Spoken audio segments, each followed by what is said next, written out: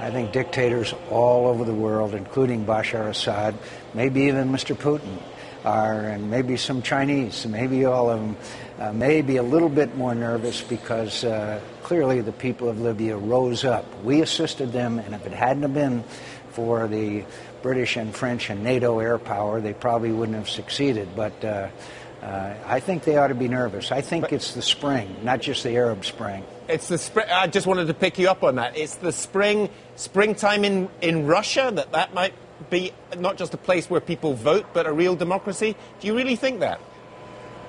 I think it's very possible that you will see people protesting a government that is clearly one that is not democratic in the fashion that I think the Russian people had the hopes and aspirations for once the Soviet Union collapsed. And just a final thought. I cannot predict an armed uprising or anything like that, but I could certainly see significant protests in a lot of countries.